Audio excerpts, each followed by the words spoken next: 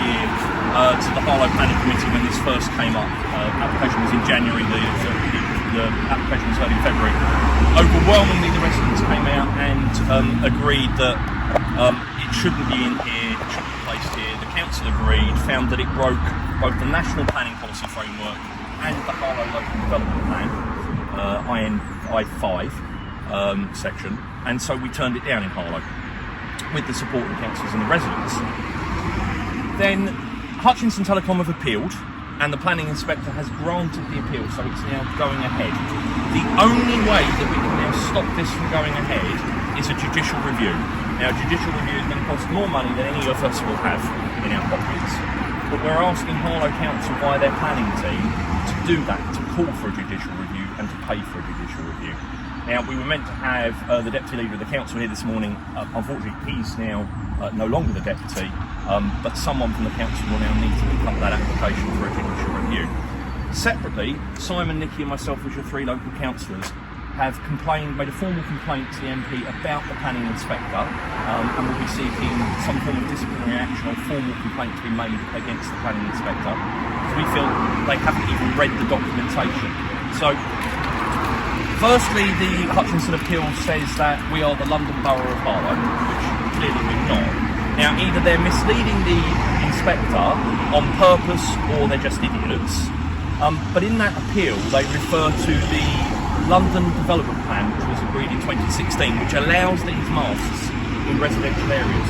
And they use that fact of London and the Mayor of London's support for these masts as their main reason to get the appeal. Now, the inspector has just signed that off. Now, you all know from the original objections that we made that the original application was riddled with inaccuracies and errors. The appeal is riddled with inaccuracies and errors, including saying it will be nowhere near the crossing, but as you can see from the markings, the cabinets are going to go right on the zigzag.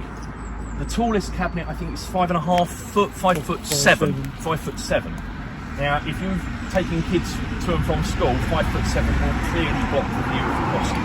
And we already know that speed down here is a problem, so we've got real concerns about that. Secondly, National Planning Policy Framework on these masts says it shouldn't be within 400 metres of a school. We all know that within 200 metres there is a school. And then, obviously, they say that it won't spoil the look, the trees will mask.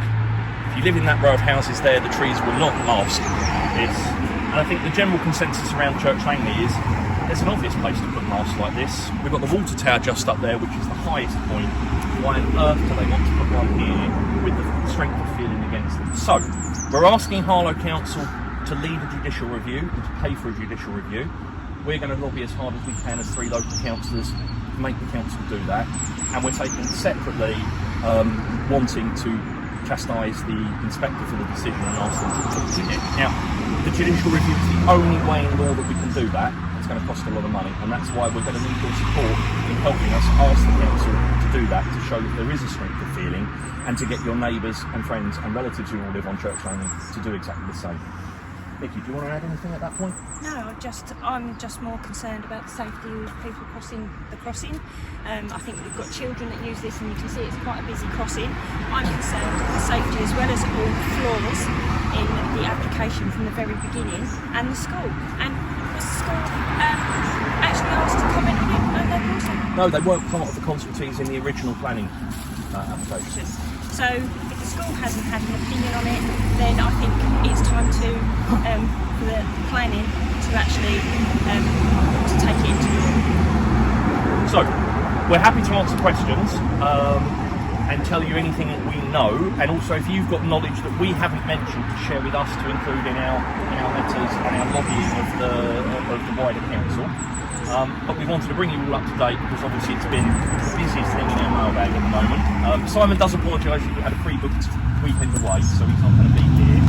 But obviously he's one of our main points of contact online as well with people. So feel free to feed any comments back to him. And we'd like to ask for your help again in blocking this and trying to get a judicial review. Over to you, Mason. I've got two concerns. One is timescales. My understanding is the appeal decision was the 6th of January, and I believe you have a very limited time frame to launch a judicial review. We do. And it's unclear whether it's 28 days or whether it's 6 weeks. I believe it's 6 weeks from my reading of the legislation. I'm not a legal expert, and that's why, again, we invited the council down here this morning to listen to this, and why we've lobbied the MP meeting. Okay. And the second thing is about the judicial review itself. It's the only way he can win it is if it's a question of law that has been broken from what my understanding. And my view of that, again, is do we think the law has been broken? Well, my view on that is planning decisions, which are legal decisions, are based on the evidence that is submitted. If the evidence that's submitted has been incorrect or has lied in the application, then I believe the law has been broken. Again, I'm not a legal expert, that's why we need the support of senior people on this. But if you're actually saying, planning inspector, the reason for this is it meets all of the criteria of the London Development Plan, and here's the planning policy laid out in our document, and we're not part of London, and the Harlow Development Plan says something differently, then surely that's a breach of legality. I understand what you're saying, but I would have thought it would be more around, is it lawful to put a mast in the position that they say they put it? The question that you're arguing about is the question about the process that's gone through to get to that. And it's very silent, the process. The process has been broken. It is, and even the National Planning Policy Framework is a framework that provides installment meters for schools. Yeah. We know it's within 200. That's again why we need planning legal. Yeah, exactly. Yeah. Okay. They've clearly marked out where no delay made. Is there anyone in the council, given that they're pro no thank you, could the council planning put an enforcement order on this until at least we know one way or another about judicial review? I don't know is the honest answer to that. I think that's a really good question for the planning team at the council. Is there any way that they can put an enforcement stop? We'll ask the question. Once they start, we won't be able to do anything. If they're going to need to put a tower to get a crane in to put the mast up, they would probably need to have a temporary closure of the road. Yeah. Yes. And that's the way the council will stop it, is by not granting that temporary again, closure. Essex is the highways authority, so we Essex. may need to make sure that Essex doesn't issue a temporary closure notice on the road. But yeah, it's a good point. Again, they may bring in, I'm speculating now, they may bring in a mobile crane and offload it. I don't know. But it's not as though there's not another way out. I mean, they would just say, down Kiln Road. Yeah, I mean, if they put a closure notice in, they'd probably stop just north of Mallards and just from Ashworth there and close the section off. But I think we're jumping ahead to what might happen before we get the planning team on Monday to look at this. Is there not sort of an error in the process? Because in the appeal document, it says they acknowledge the harm being done to the environment, etc., but that's outweighed by the benefit. And personally, I cannot see any economic benefit unless if you're talking about Tesco's. In terms of social benefits, as I've been saying, we got 1 gig broadband, and just standing here, we've got 80 meg 4G. So I mean, I can't see any additional benefit from it. But they state in the appeal document that there is a benefit, And I think which outweighs the negatives. And I think very similar comments were made at the planning meeting and by everyone that objected, like this time last year. Okay. But is that not a fault in the process? Is that not another sort of avenue to sort of explore? Yeah, I think that this application process has been riddled with so many errors and problems, both the original planning documents, which we all know were wrong, the original statements that were riddled with errors, the appeal documents that have been riddled with errors. Yeah, I think the whole thing's a mess all the way through.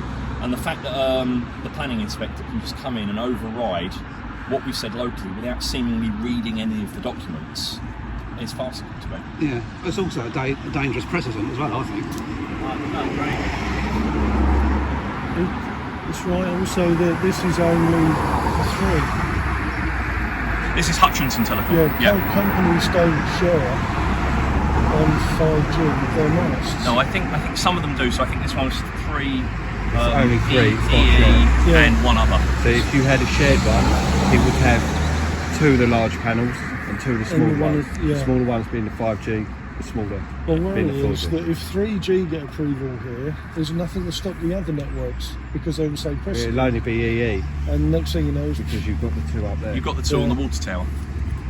they're 3 and 4G, aren't they? Or are they 5G? Aren't they? They're all banned. But Vodafone are going to be turning off 3G this year. Yeah. But they're just refarming, so then you'd use that bandwidth for 4G anyway. Yeah. So it's still there. You obviously know a lot about the industry. No, are you sure? That's all right. To answer your question, the way 3 would look at it is that this is a missing cell. So you've got the closest cell is behind the sound barrier that doesn't penetrate yet. So the nearest one is up by BP. So this is a missing cell. So they just need, all they look at it on a computer is they fill this cell, and this cell is central here. That's a benefit for 3. That's not a benefit for us. Yes, and I agree because everyone has really fast broadband here. You know, this is a new state, and we have that. People are looking at the future, and unfortunately that's the way it's going. I know what you're saying. Why do you need it in your house? No, what I'm saying is that's a benefit for 3, the company. That's Yes. a commercial benefit. I mean, Yes, that's they nothing want to to do with fill the that benefit cell. of the The community. cell is blank. It's 3. but It's a question the argument for you, like the London planning laws. If it's acceptable for London and the mayor is giving that go ahead, you need to say, well, why is it acceptable here? Because if it's acceptable in our capital city, why is it not acceptable here, where it's a lot denser population? And I agree, we're not London Borough. Why do they call it London Stansted? I don't know. But we're not London, the Borough of London, but you need to argue why is it acceptable there and not here. It does seem like a commercial decision in the fact that it's like 3G, 4G, 5G. Are we going to be having a continuation of masts? Or will they be switching off like you said with 3 and 4? See, you can't, here you've got what, 3,500 homes. Yeah. Unless you're over that side, what's the point of being on 3? Yeah. If you put it here, how many tens of thousands of people live here? That's tens of thousands of people that could go on 3. You're right, commercial interest. It's a lot of people. You can use your phone. But the benefit of 5G is outweighed by the fact that soon as people get indoors, their mobile phone Wi-Fi picks up the home broadband. The 5G on here will only go about 200 metres. I think it's running about 3.4 kilometres. It's too far. It doesn't go very far. It'll probably go to the school and that's about. So the fact that in the appeal they say that this will provide better coverage for London is an absolute lie then? Yeah. You've got 800 megahertz on that. On the bigger panels, you've got 1400, I think 2100. So the 800, that can go about 20 miles if you real push it. But it doesn't need to because it's got a matching cell up at BP. These radio waves are everywhere, you can't really get away from them. 5G is not really the issue. It's not. No, I don't think many of the residents have a problem with the actual broadcasting of the signal or anything like that. It's about the site placement. It's about the cabinetry being too close to the zebra crossing, endangering the view of pedestrians and drivers as they approach the crossing. It's about the visual impact in the area, particularly for the houses that aren't screened by the trees and people walking around. Sorry, we're standing on the cycle path. Apologies. That's all right. I think your strongest bet is the trajectory. When you're coming down, you can't see people approaching. I think if it is nearly 2 metres tall. Nearly 6 foot, yeah. And when you're sitting in a car, you can't see over that. I think that should be your best bet. That was pointed out in the application refusal. Essex Highway said there was no problems with clear line of sight.